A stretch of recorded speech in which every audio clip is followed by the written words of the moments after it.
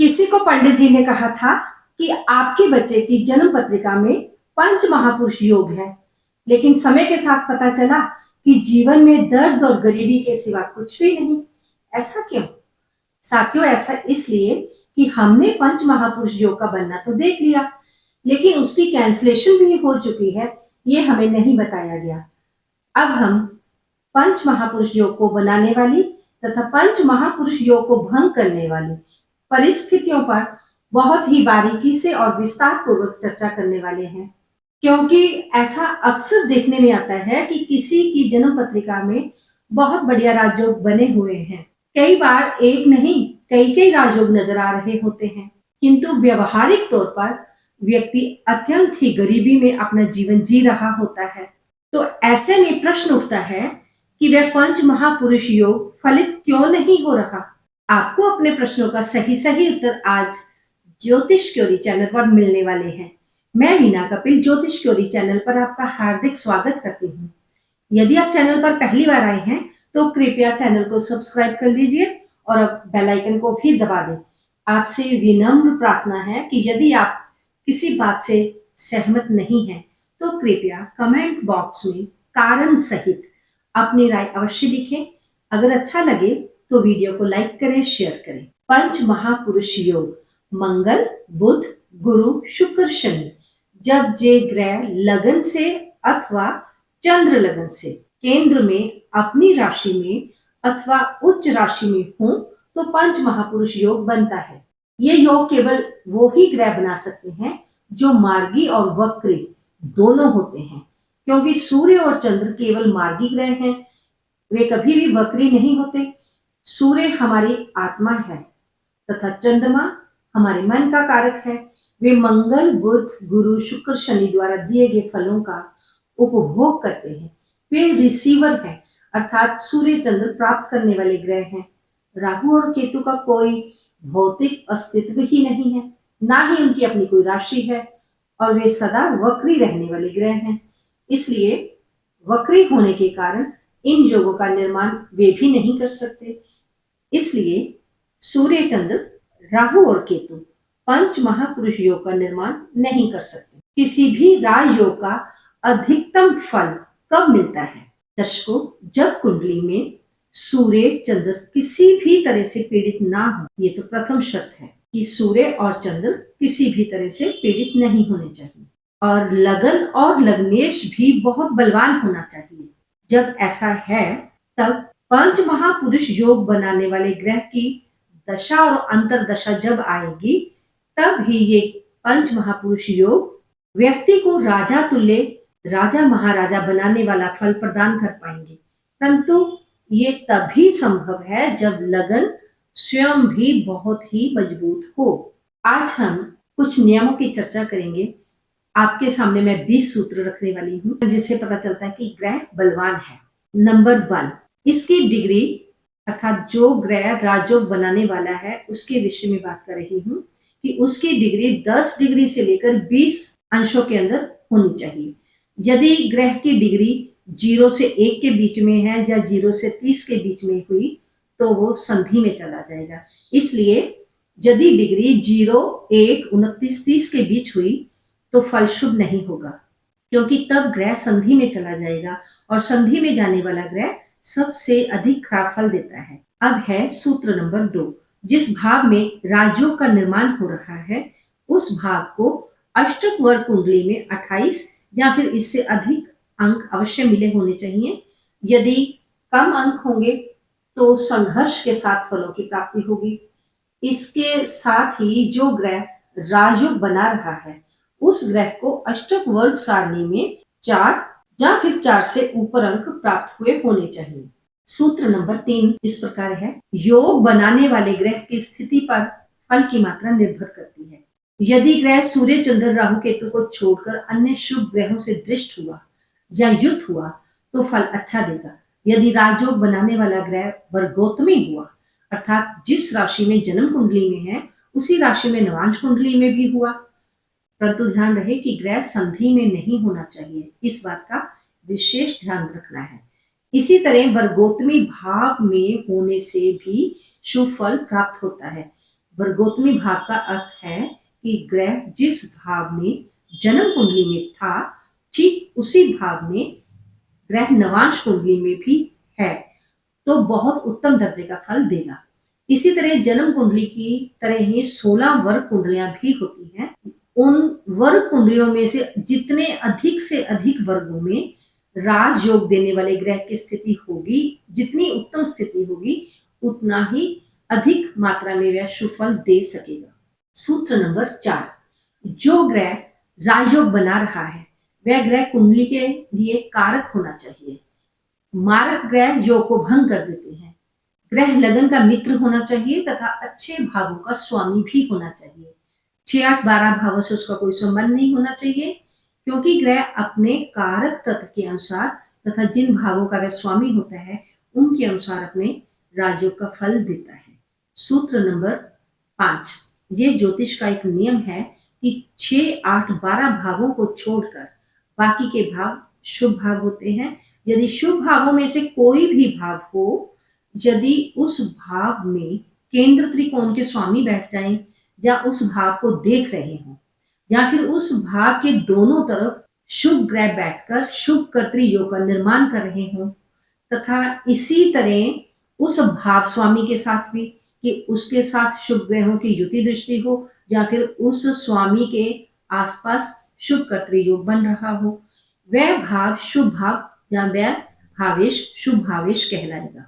विशेष तौर पर लगन लग्नेश के शुभ होने से व्यक्ति अपने बाहुबल से जीवन में सभी सुख सुविधाएं अर्जित कर लेता है।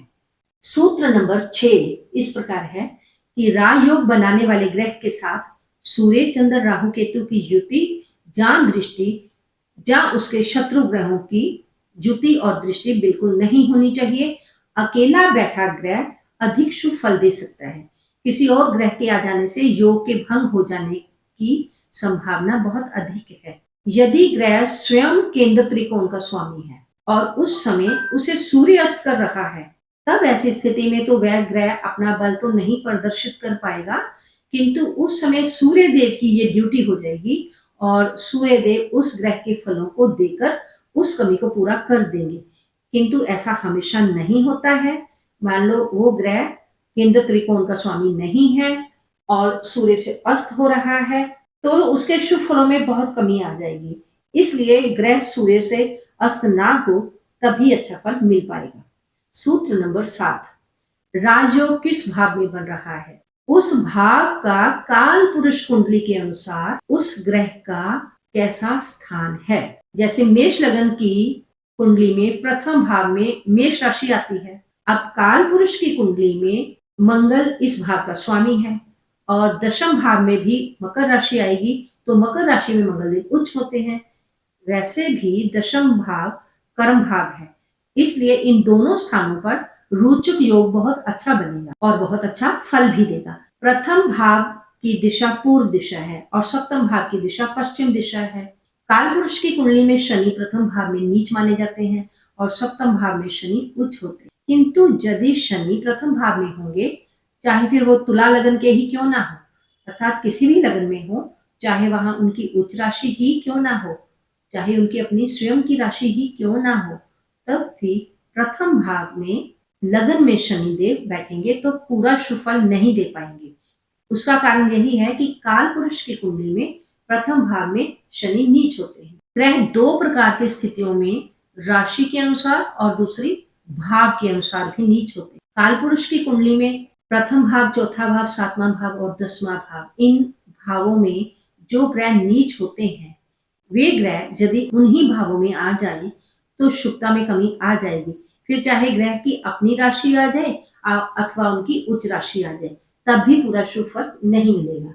सूत्र नंबर 8, चारों केंद्र शुभ होते हैं, किंतु प्रथम से अधिक चौथे भाव का केंद्र है और चौथे भाव वाले केंद्र से भी अधिक शुभ सप्तम भाव वाला केंद्र है।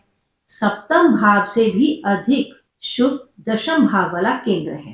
राजयोग चारों केंद्रों में से जिस भी केंद्र में बनेगा, फल उस केंद्र के कारक तत्व के अनुसार तथा उस भाव के अनुसार ही फल मिलेगा। सूत्र नंबर 9, ग्रह जिस राशि में नीच होता है और उस नीच राशि का स्वामी आगे जिस राशि में नीच होता है वह राशि स्वामी यदि पंच महापुरुष योग बनाने वाले ग्रह के ऊपर दृष्टि डाल दे तो योग भंग हो जाएगा। उदाहरण के लिए समझते हैं, मान लें शुक्र द्वारा मालव्य योग बन रहा है। शुक्र क्योंकि कन्या राशि में नीच होते हैं और कन्या राशि के स्वामी बुध ग्रह होते हैं जो कि मीन राशि में जाके नीच होते हैं। अब हमने देखना है कि जिस राशि में बुध ग्रह नीच हो रहे हैं उसका स्वामी कौन है। उसके स्वामी है गुरु। अब मीन राशि स्वामी गुरु ग्रह की दृष्टि शुक्र पर पड़ने से मालव्य योग भंग हो जाएगा। सूत्र नंबर 10, लगन की डिग्री के आसपास ही योग बनाने वाले ग्रह की डिग्री भी होनी चाहिए। बहुत अधिक दूरी होने पर फिर उसका फल उतना अच्छा नहीं मिल पाएगा।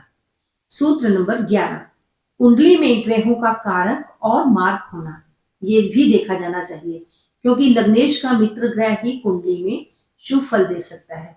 लग्नेश का शत्रु ग्रह उच्च अवस्था में आकर या अपनी राशि में आकर लग्नेश का नुकसान ही करेगा और फल में अशुभता आ जाएगी।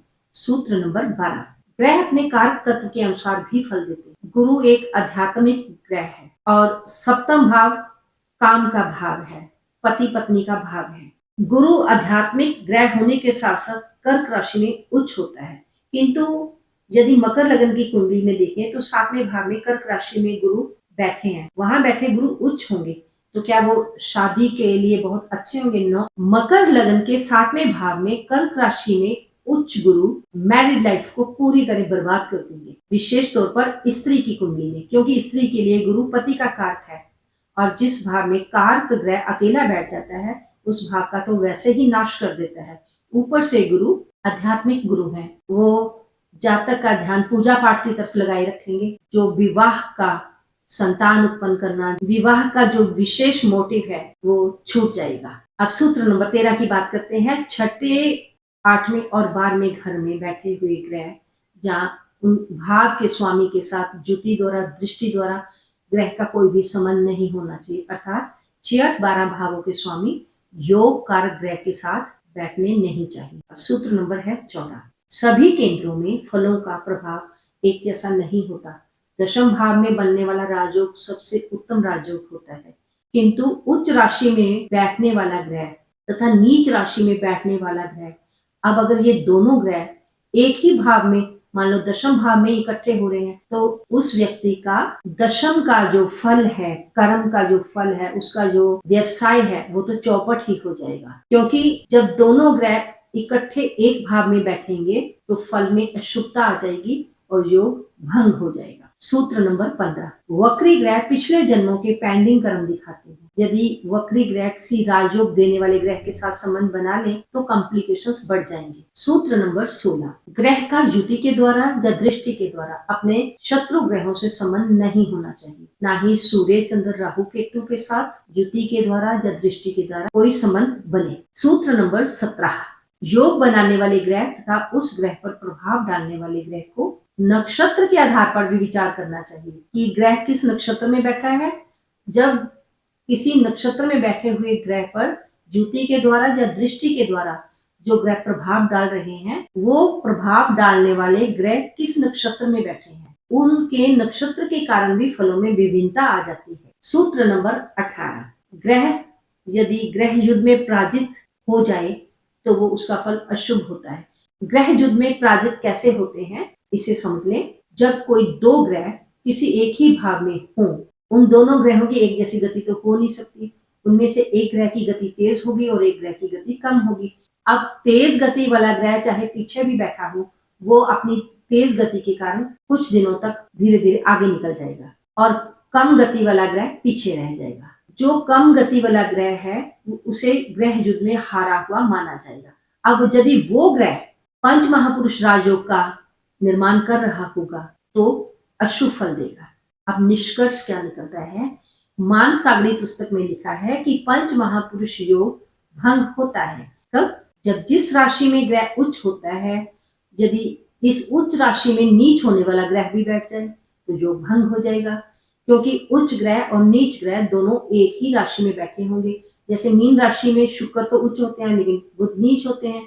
यदि शुक्र बुध इकट्ठे बैठ जाएं तो मीन राशि में बैठेंगे तो योग को भंग कर देंगे और दशा अंतर्दशा आने पर उस योग का कोई लाभ नहीं होगा। और हम लोग सोचते रहेंगे कि इसका तो राजयोग है, ये तो बहुत तरक्की करेगा, लेकिन ऐसा होगा नहीं। तो फिर हम कहेंगे कि ज्योतिष में तो कुछ नहीं रखा। ये बारीकियां समझनी जरूरी है। ग्रह सूर्य के नजदीक होने से अस्त हो जाए, अस्त होकर ग्रह योग भंग कर देगा। अब तीसरी बात वो ये कहते हैं कि सूर्य अकेला चाहे चंद्र अकेला और चाहे जे सूर्य और चंद्र दोनों इकट्ठे मिलकर कारक ग्रह के साथ बैठ जाएं, तब भी योग भंग हो जाएगा। ऐसा योग राजा महाराजा तो नहीं बनाएगा, किंतु यदि अच्छी स्थिति में हुआ तो अपनी स्थिति के अनुसार हो सकता है वो कुछ अच्छे फल भी दे दे। वीडियो को लाइक शेयर करना ना भूलें। अपने वैल्यूएबल और प्यारे से कमेंट्स देकर मेरा मनोबल बढ़ाएं। आज के लिए बस इतना ही।